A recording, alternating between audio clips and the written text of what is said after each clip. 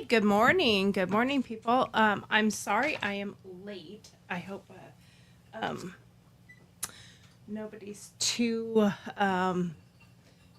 worried about the fact that I'm late. I'm late because I was up till like 4 o'clock in the morning writing scripts and getting stuff done for this week and trip that we are going to the inauguration, and very excited about that. But I am going to continue this conversation. Today it's just me. You got the Tori show today, or Victoria. Those that know me know that Victoria Tori, I'm the same person. So if you hear somebody call me Tori and you're like, but I thought it was Victoria, or you hear Victoria and you're like, I thought it was Tori, yeah, it's still me. So anyway, and that's Victoria with a K, by the way. So I was up super late, writing my script I'm actually been put on a team helping with some public relations and marketing stuff for something out there too. And I'm writing a script for someone else that's speaking. So, I have been very busy, and I was extremely tired. I went to bed at about 4 o'clock this morning. So I can say when my alarm went off this morning, I don't remember hitting like shut up, but apparently I turned the alarm off. So here I am, like a half hour late. But hey, I guess it's better late than never.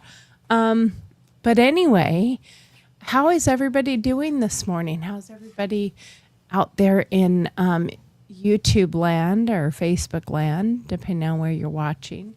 I have to fix this every day. It's really irritating. I should do it before the show, but I always forget till I'm on screen, and then I see it doing the whoop whoop. So I have to change it to manual, and it won't save the settings. So it's one I have to change every time, but that's okay. I deal with it. It's the way it is.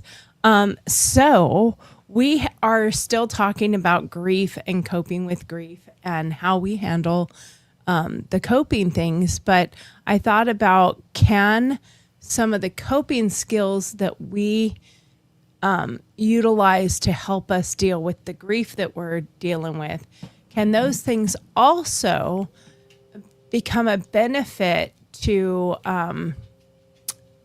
how we are our regular lives? Like, can you use that to, come on, react? My camera does not want to react to me. Tell you what, it's kind of irritating, but that's okay. I'm trying to move the camera. There we go. Now camera 3 says it wants to function, and I don't know what it's looking at, but there we go. Okay, and I'm only doing this because I want to, like, that light is so in the way of that one. I look like a ghost, but that's okay. I don't need to use that one. So the whole thing is that we have different ways of coping with grief, and different things that we can do. Now, we went over that list very quickly yesterday of 99 coping skills. And, some of these are, in my opinion, are very good. Exercise. I don't understand the one put on a fake tattoo. Maybe get a tattoo. I guess a fake tattoo would be fine too, but if you are wanting to honor somebody, you can get a tattoo. Writing and journaling. Yeah. Scribbling, be with other people, watch your favorite TV show, hydrate, see a movie, do a word search or crossword, do schoolwork. If you're in school. If you're not in school, like, I'm not going to do schoolwork. Play a musical instrument. I don't know if that's the time to learn to play a instrument. Perhaps it would be okay, but I would worry about the frustration of learning something new. But at the same time, that could be a really good way of you putting a focus on something and really getting your focus into that. Paint your nails or do your makeup or hair. That is important for hygiene and how it makes you feel. Sing if you can sing. If you can't sing, sing anyway. Study the sky. Maybe that's just a form of meditation. Punch a pillow. I do have to say I like that one because it's a lot softer than the cabinet I punched. That one hurt quite a bit. And you can break something.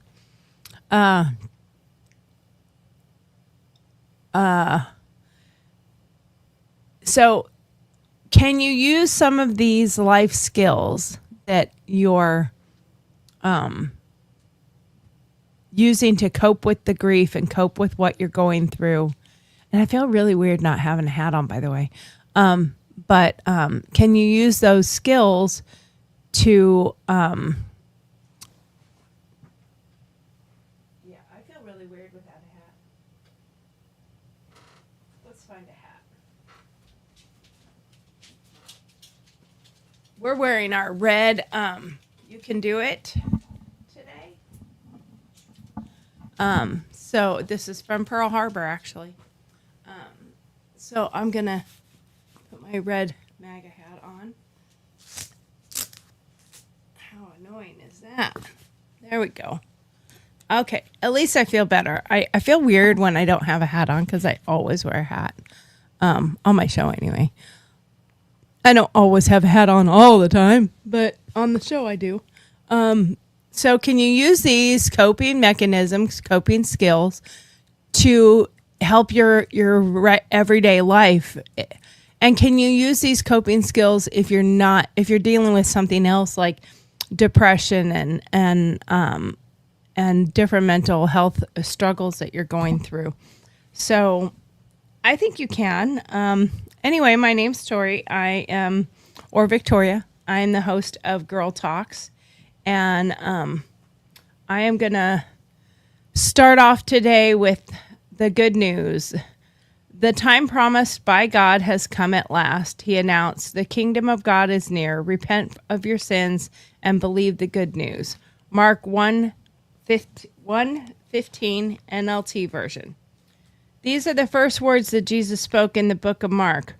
With these words, the good news of the gospel went from something spoken about as some time yet to come to something that was now at hand. Previously, John the Baptist spoke about the one who would come after him, but now Jesus spoke as that person. This is a big deal because Jesus came to fulfill the prophecies of the Old Testament. This is a big deal because Jesus came to reconcile us to God. It's a big deal because Jesus came as the ultimate and final sacrifice for our sin.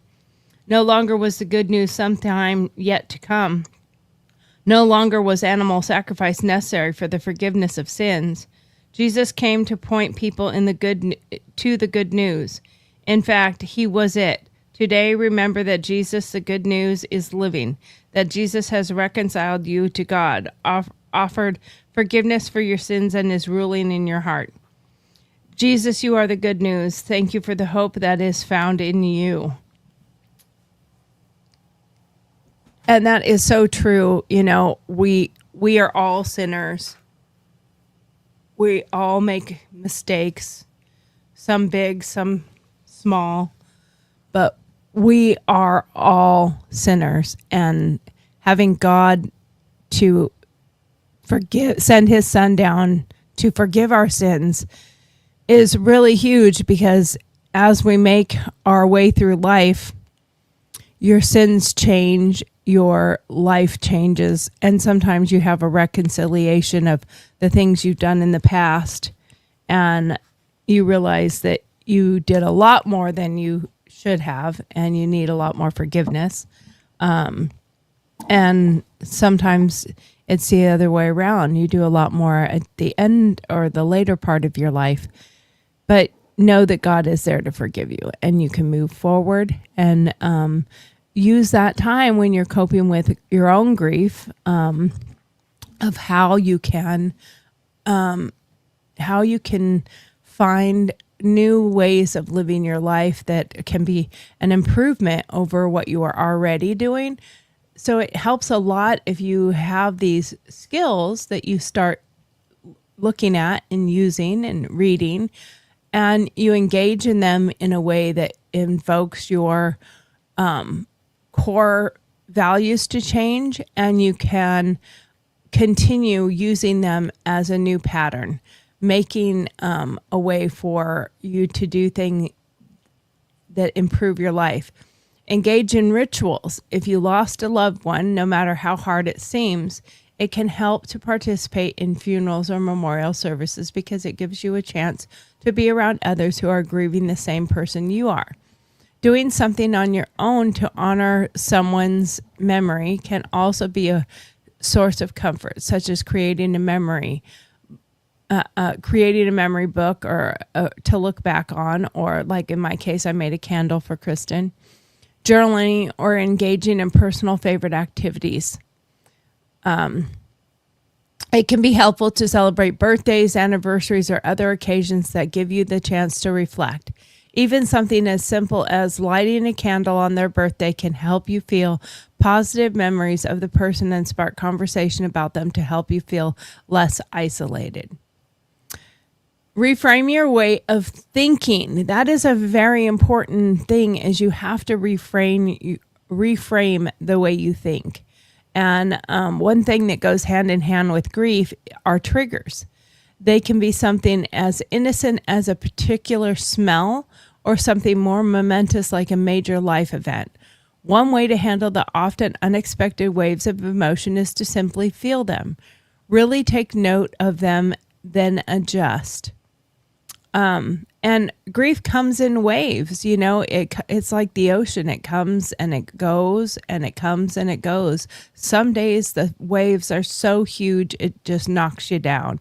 And some days it's just a little tickle at your feet, just the small little ebb and flow of the water.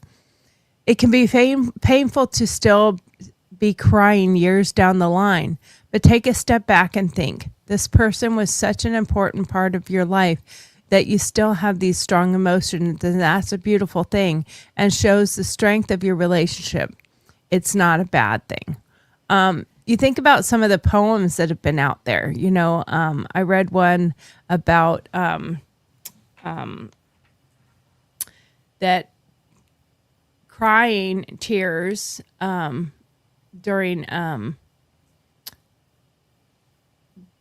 during loss is all the love flowing out because it has nowhere to go.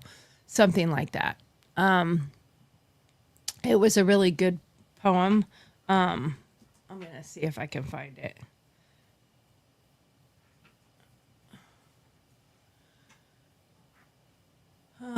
Let's see.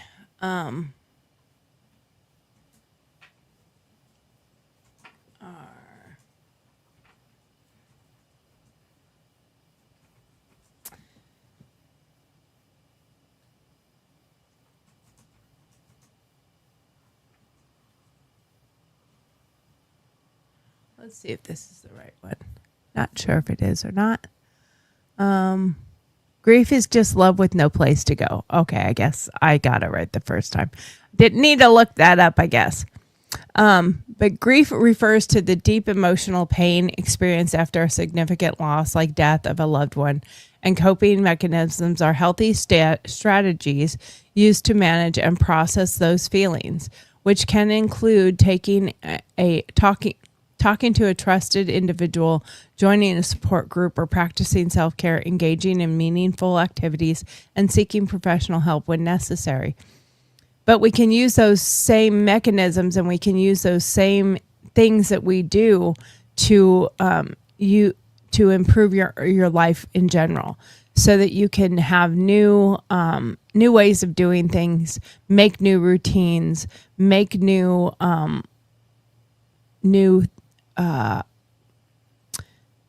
connections, have a choice to get up every day and take a shower. That can turn into a routine. Making your bed, turn that into a routine. Getting up, making your cup of coffee, doing the one thing that you kind of don't want to do, but get up and do it anyway. Even when you say, I really don't want to do this, you just kind of push yourself out of that. After a while, it will become natural to you. And suddenly you have a whole new way of doing things. You have a whole new way of living your life. And it came out of grief, possibly. And grief, like we said several times this week, this was our topic this week, but we talked several times about how grief comes in so many different forms. It's not just from a death. Grief can be from a loss of a job,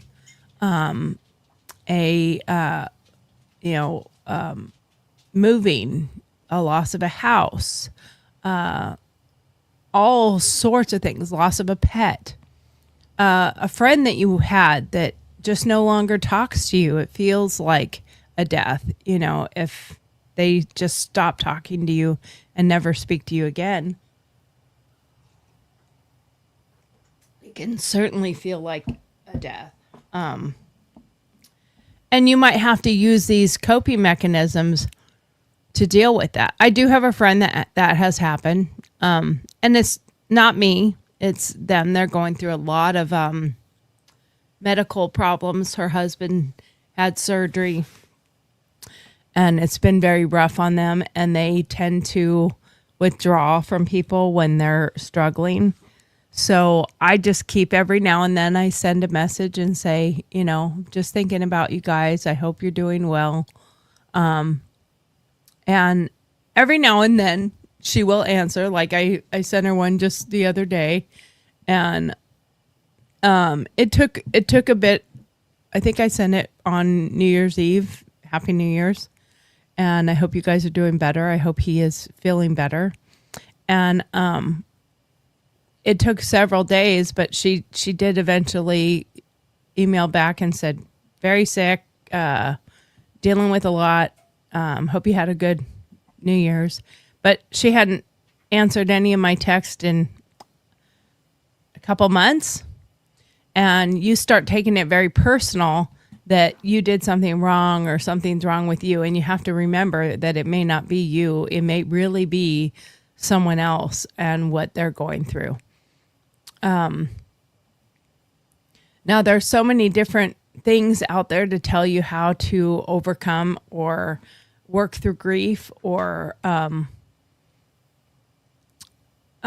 they're all good. They all can work. You just have to maybe pick a few things that work for you. Don't become overwhelmed with this research of what can I do? What do I need to do? What do I need to do? What do I need to do? Sorry, I need to answer this really quick. Hello?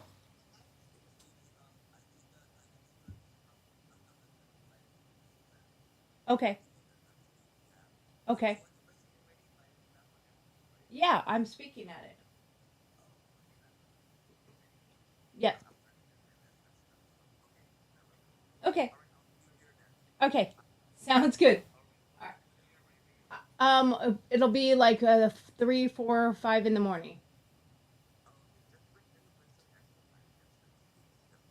I will bring whatever I can fit in the car. All right.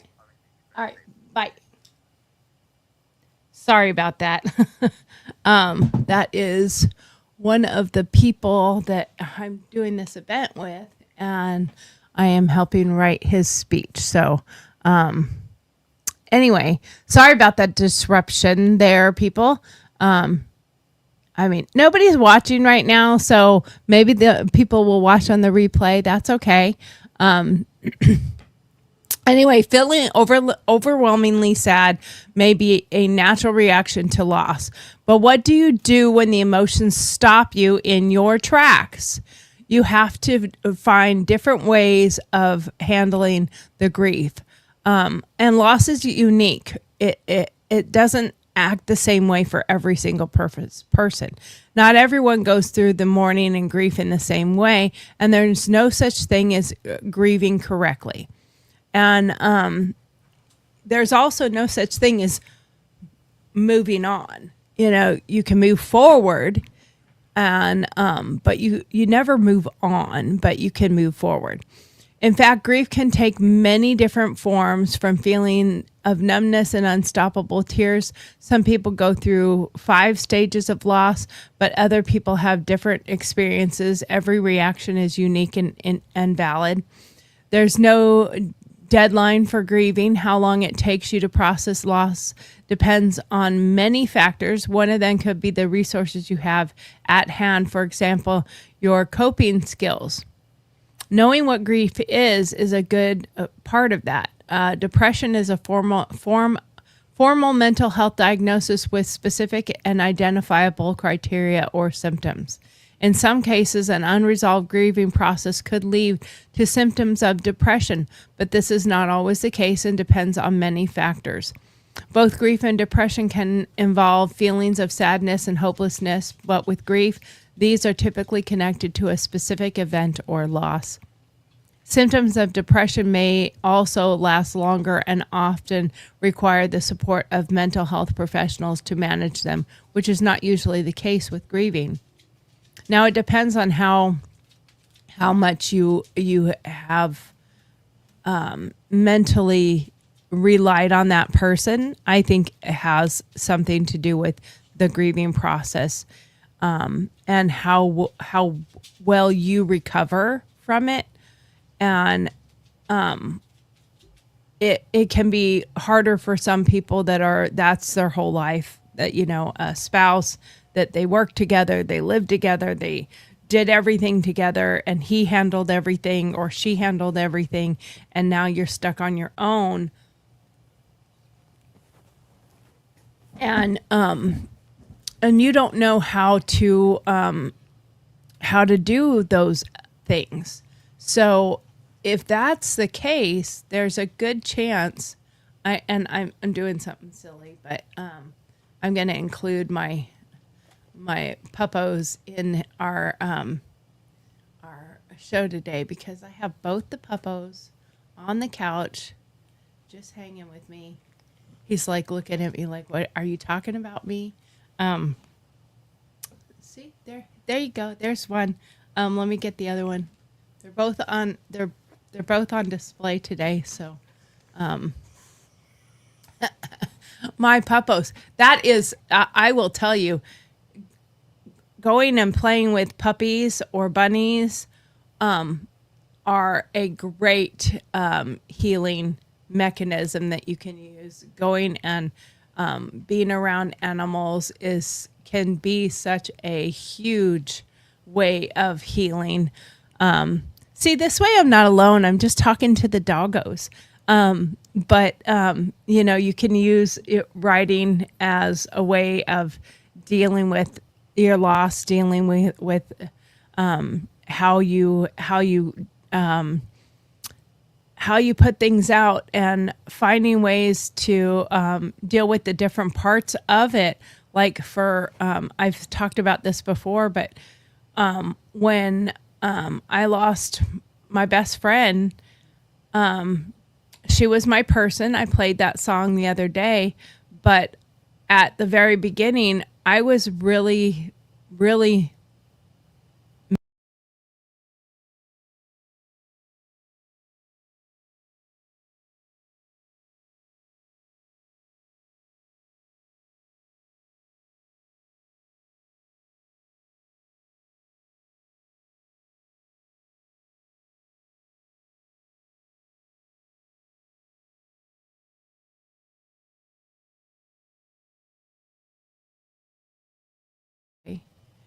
So apparently my mic was off again. It turned itself off. Hold on. I got to reset the mic. Give me 1 second, people.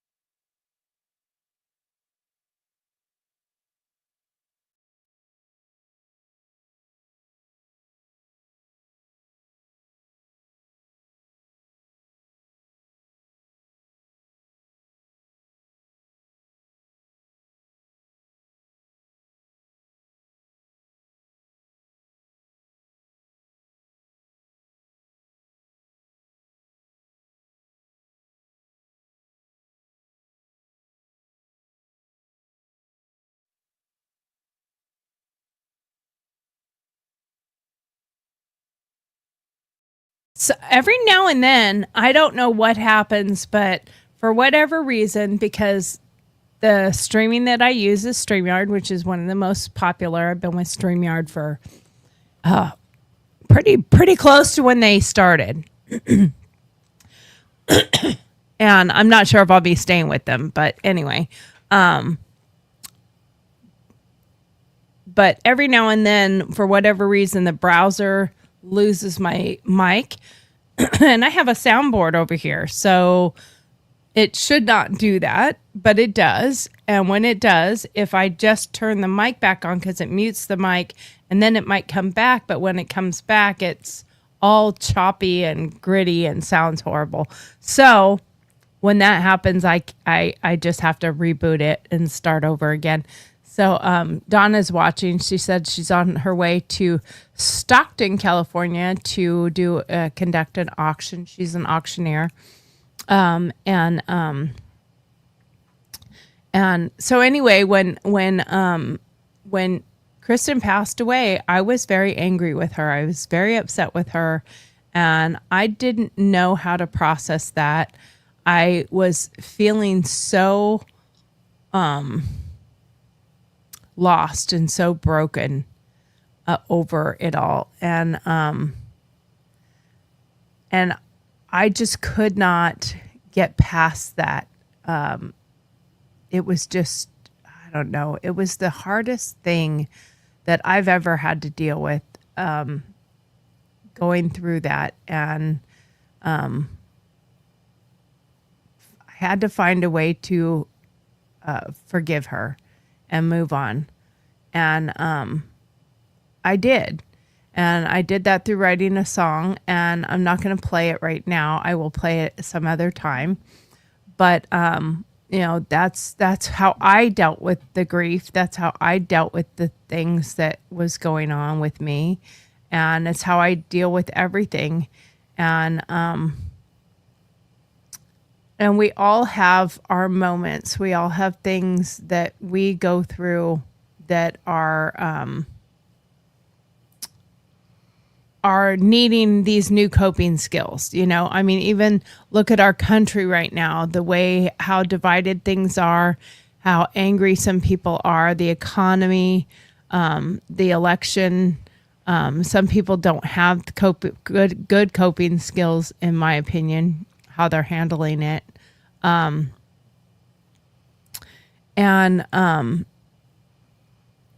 You can realize that even something like that requires coping skills. How you handle those people that voted for the person that you didn't like, or you don't want, or you didn't vote for. And I don't think that way is in anger and shutting them out, or any of that stuff. I will tell you, no matter what my difference in the political side was with Kristen, was so opposite, and did not like, absolutely did not like Trump at all. But yet she loved me more than she hated him. So we always had a great connection, and she would even do things like let me do a broadcast when I was all into MAGA and doing my broadcasts were not on this. My focus has changed to helping people with grief and helping people with loss. And that to me is so much more important right now, because I have to deal with this grief this way. I don't know who this is. I might have to answer this real quick. Hold on 1 second. Sorry. Hello? Hello? Morning. Oh, yes. Okay, can you hold on just a second so I can shut the door? Are you in the front of the house? Okay. I'm sorry. I'm doing a live show right now, so give me just a second to run upstairs and unlock the door, and I will be right there. Okay? Thank you. Hold on 1 second, people. I gotta go open the door for hospice for my mom. So no, you can stay right here. Stay. You stay down here. No. No. No.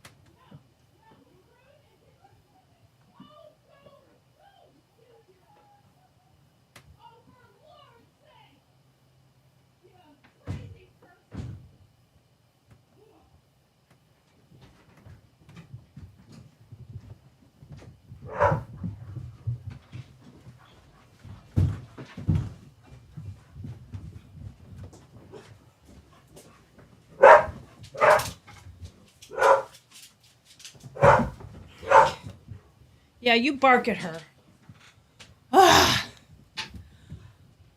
Okay, I'm gonna come down here and vent now. Because now I'm ticked off.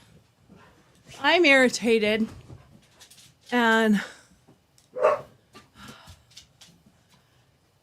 I'm going to use this moment I'm going to vent out loud, because I don't like it when people use use things for their own behavior and then blame other people. That just ticks me off more than anything else.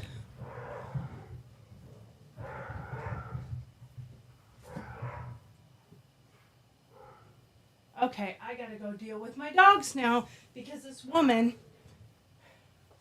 totally messed up my household.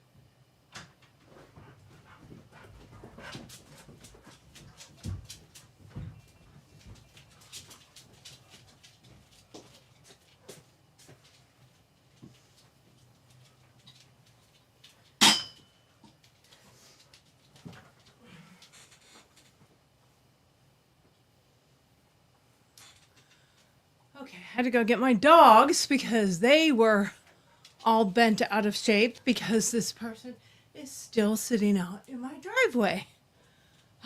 So, let me just tell y'all what happened. And I'm going to have to go in and cut this video of, I don't know, 10, 15 minutes of me not even being here, which ticks me off in the first place. But, I answered the phone. I should have just not answered. They know there's a note in my mom's file not to call during this time. She called anyway because she didn't bother to read the file. So I answered, and y'all heard me. Hey, I'm doing a live show right now, but I'll come up and answer the door because she said she's out front at the door. So I go upstairs. She's not out front. She's in her car. And I'm sitting there and sitting there and standing there. Well, I'm standing there waiting and waiting. Open the door, look out, step out on my porch, look out. She doesn't even budge out of the car or look. You can tell she's not even making any attempt to look back. So I walk over to the car to tell her, hey, are you coming in? Because I need you to hurry up because I'm doing a live show right now. So I have dead air right now with nobody sitting there. So I need you to hurry up. And she just looks at me.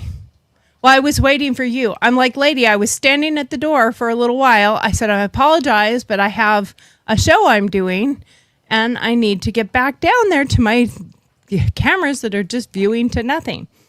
So she gets out of the car and she comes in. I open the door, let her in. She hears my dogs barking. I said, they're downstairs. The door's shut. So I will have them locked up with me. And I said, I will show you where you need to go. And I said, my mom just had a bath a couple days ago. If you don't, if she doesn't want one, it's okay. Because sometimes she says no. And I was like, if she doesn't want one, that's fine. It's okay. So I take her to the stairs to go up the stairs, and she starts halfway up the stairs, and she goes, are there dogs up here? And I said, yes, there are. And I said, but they're super friendly. They're really good dogs. They're super friendly. I don't let people around my two because my healer is a bit scary to people. He's like a little velociraptor. That's what we call him. And actually, most people that have a healer call him velociraptors. But so I was like, no, they're fine. They're very good dogs. They're not dangerous. They're not scary in any way, shape, or form. And she's like, stop still. And I said, I'm not putting those dogs up. I don't ever put those dogs up. They are fine with everyone who comes up there. And she hesitates still. She's not moving. She's standing perfectly still on the stairs. And I said, if you're too scared of the dogs, you can go ahead and go, and we'll have somebody else come another time. And she's like, said something I couldn't understand because she kind of mumbled it. And I said, ma'am, you're obviously too scared. You can go. Just leave. And she's turns around and she's like, something to me. And I said, excuse me. I said, you just need to go. Like, I said, you're rude. You're disrespectful. You called. I said, it's in mom's thing. If you read it, it says don't call during these hours. It says why. So just don't call during those hours. Don't show up if you're new during those hours. I said, you know what? I'm done. You didn't come to the door. You weren't waiting. I'm off camera. I'm kind of irritated. I put my dogs up because they need to be put up, but those dogs don't get put up. Now you want me to go do that or do something with them. I have nowhere to put them. I don't have a separate place upstairs to put my mom's dogs, and I'm not putting them in her closet to make you comfortable. This is about the patient, not you. I'm like, you can just go. You need to leave. You need to get out of my house. You're disrespectful. You're rude. You're not following the guidance. And it's our house. Get out. And she immediately goes to, you're racist against me. You're doing this because you're racist. And I'm like, I really get disgusted when that is your first reason. No responsibility on yourself of the way you treated my home, me. You didn't read the stipulations that are in her folder or whatever. It's all electronic, so they have like an iPad or whatever. You didn't read any of that. You didn't follow the guidance. You didn't follow the criteria that's laid out. And you wasted my time sitting in your car instead of being at the door when I said I was coming up to let you in. Obviously, you didn't understand what I'm doing a live show means, which is fine. And I was still nice to her all the way up until she's like acting crazy on the stairs about the dogs. And I gave her an out right off the bat. Hey, if you're too uncomfortable with this, I cannot lock those dogs up. You can leave. And she didn't leave. She's just like, does she not want one? I said, no. I said, if you're too uncomfortable with the dogs, you can leave. And it just, I know I'm repeating myself, but I'm really irritated that that's the first place somebody goes, is that I'm racist because you didn't follow protocol. You didn't read what the stipulations are. You weren't at the door. Then you come in and you want me to change my household upstairs for you. That is her space. And those are her dogs. And she doesn't want them locked up, and I don't want them locked up. And there's no need to lock them up. They are super friendly with everybody. So there's no need to do that. If you're that uncomfortable, leave. And I am going to report her, and I don't ever want her coming back to my house. I will put that out there. But it's not always because a white person's racist. It can be because you're disrespectful, you're rude, and you don't follow a protocol. It could be your fault. It could be your fault. Oh. Woosah. Yeah, because I'm so irritated right now. Now, do we have coping skills for being irritated? Yes, we do. We talk, we laugh, we make a joke. I just tell you what, that being the immediate first response is, I think, what bothers me, is that's the first thing. Is if I was racist, I wouldn't have let you in my house to begin with. So that's what bothers me, is that's the place that we go. We don't need to go there. Makes me angry and irritated. Ugh. And I shouldn't be so bothered or so irritated, but I am. And okay, well that is what it is. Sometimes we get irritated, and sometimes we. I need, here. This is a good time for my little box of motivational shit, because we all need a kick in the ass sometimes. Let's see what card we can pull out here. I have another one of these over on the other table for somebody else to display, but or open up and read. But these ones are not. I guess this one. I guess this one is true for nothing in life is fair. Tough shit. There you go. That one works for me for today.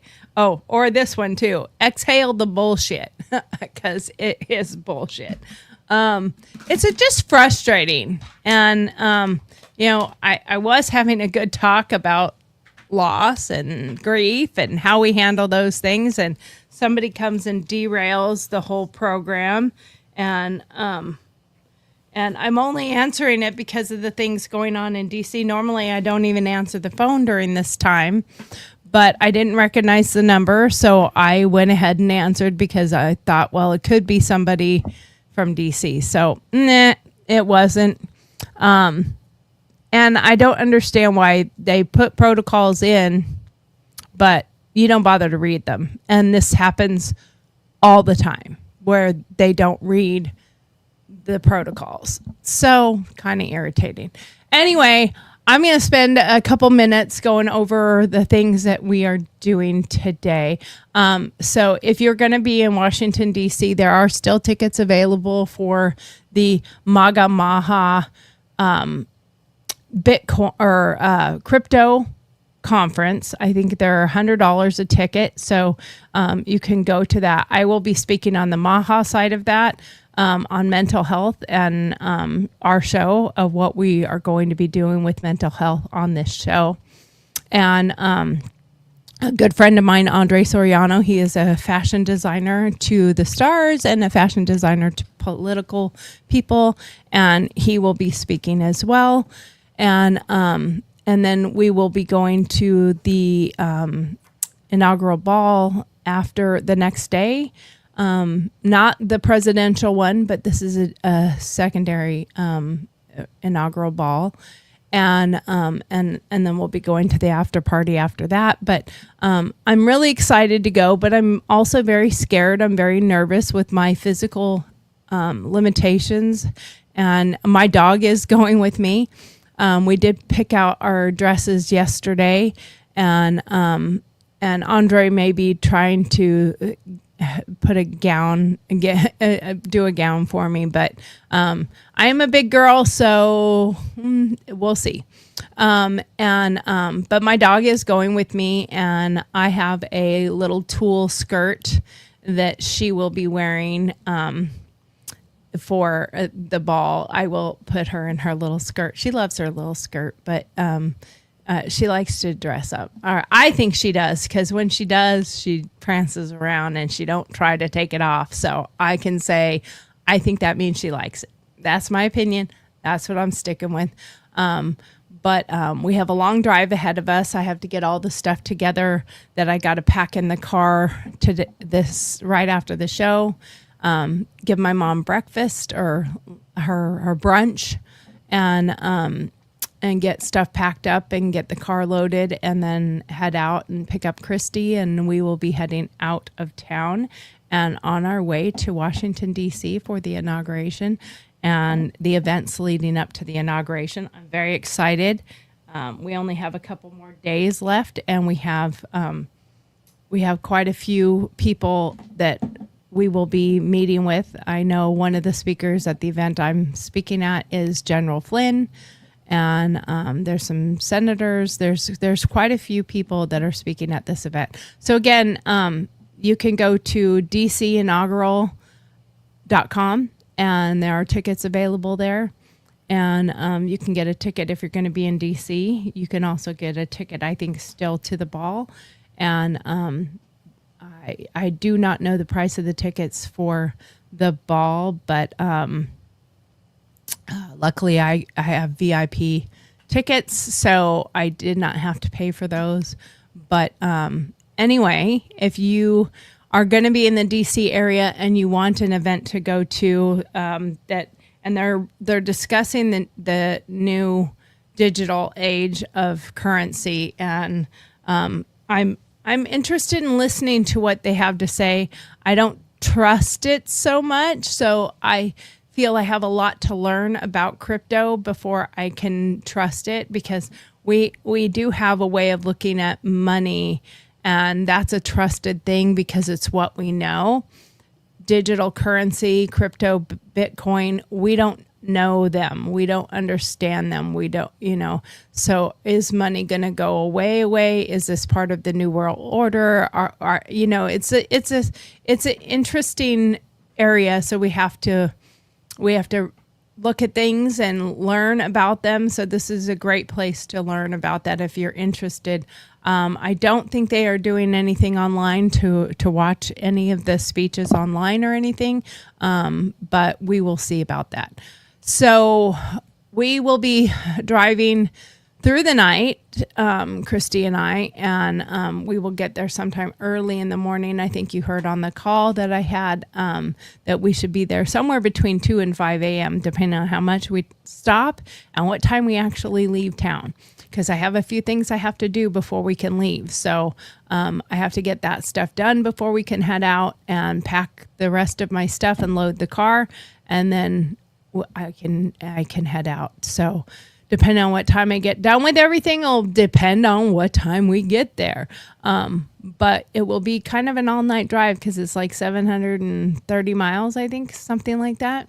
So it's going to be worth going. It's a once-in-a-lifetime opportunity.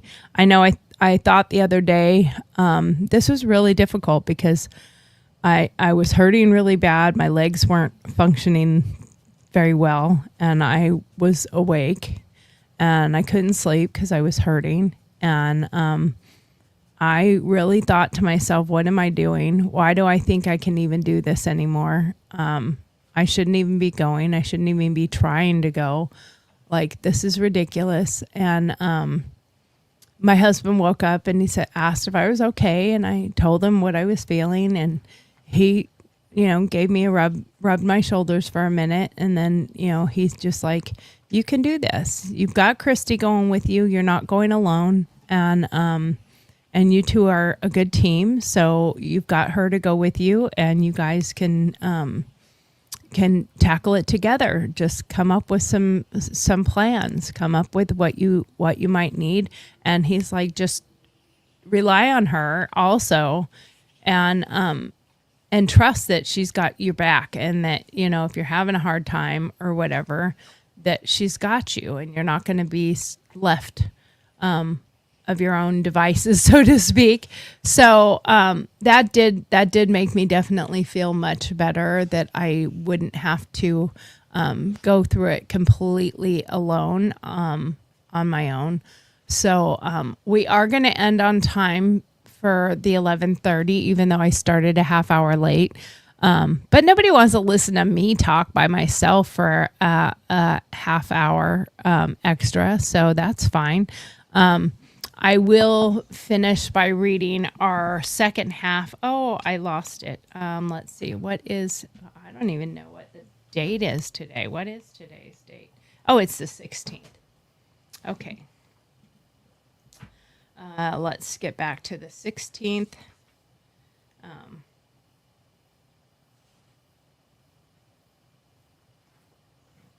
I think I missed a day because of, I missed a day because of the weekend. I should read those when I get caught up, catch myself up. Mark of Jesus, a new commandment I give to you, that you love one another, just as I loved you.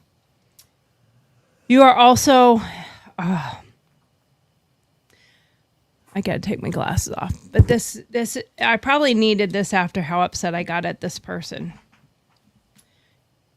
You also are to love one another. By this, all people will know that you are my disciples if you have love for one another. John 13:34-35, ESV version. The love that Jesus is commanding is not a love based on feelings or emotion, but instead a love that reflects the perfect love that we already received from him. It may seem like an obvious command, but it certainly isn't always an easy one to live out. That's why Jesus said to follow his example that he has given us. Yes, he loved the prostitute, the murderer, the leper. In fact, this command was given towards the end of what was now called the Last Supper. This is where Jesus revealed to his closest disciples that his time was coming to an end. Before the supper began, Jesus, of all people, got down and washed the disciples' feet. In doing so, he set an example of what true love looks like.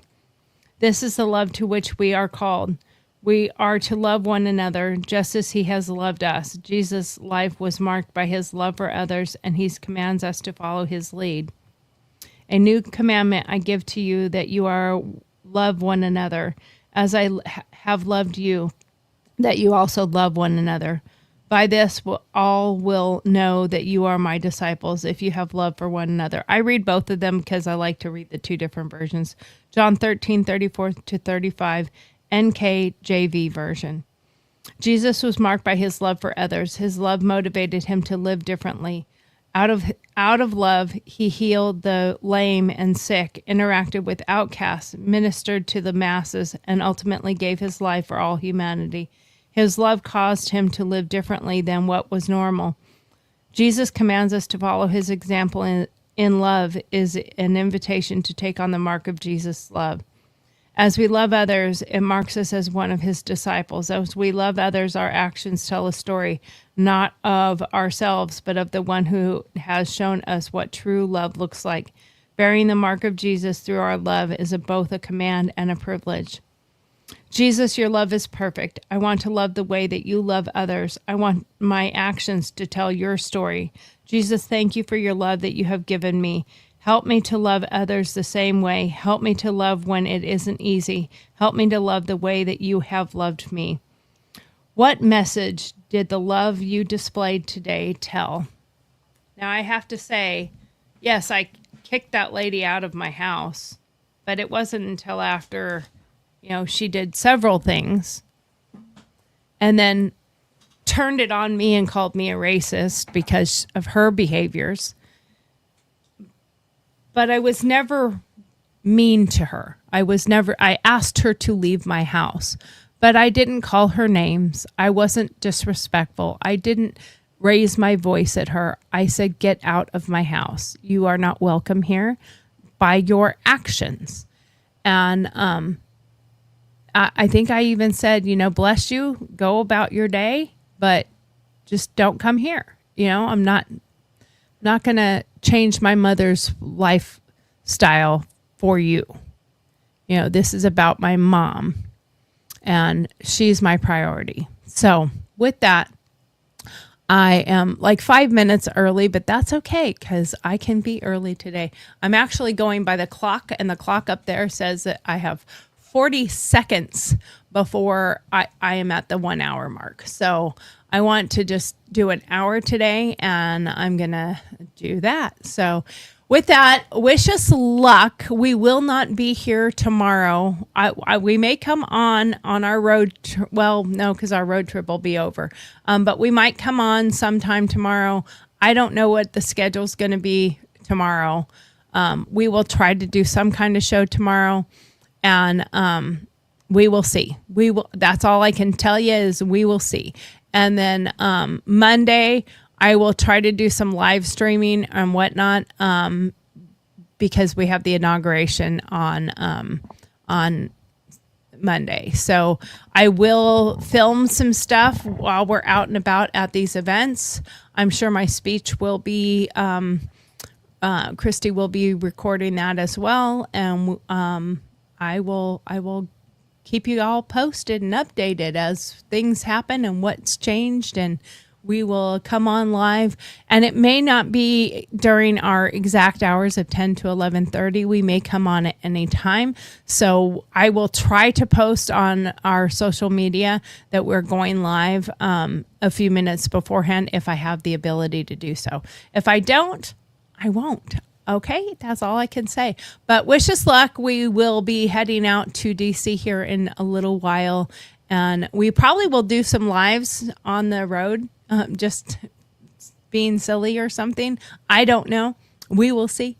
And y'all can come with us in our ways of watching after the fact or any videos that we put out there. So you all have a wonderful, blessed day. Remember to like, follow, and subscribe. Go to our YouTube channel. Share this if you can, and enjoy. And if you have any comments or any suggestions of the way I handled my situation, and I apologize for leaving all the dead air for a few minutes. I will probably have to go in here and edit this video so that I can get rid of that stuff. But anyway, it is what it is. Talk to y'all soon, and you have a great, blessed day. Enjoy the rest of your Thursday, and we'll talk to you again next week. Thank you, and bye-bye.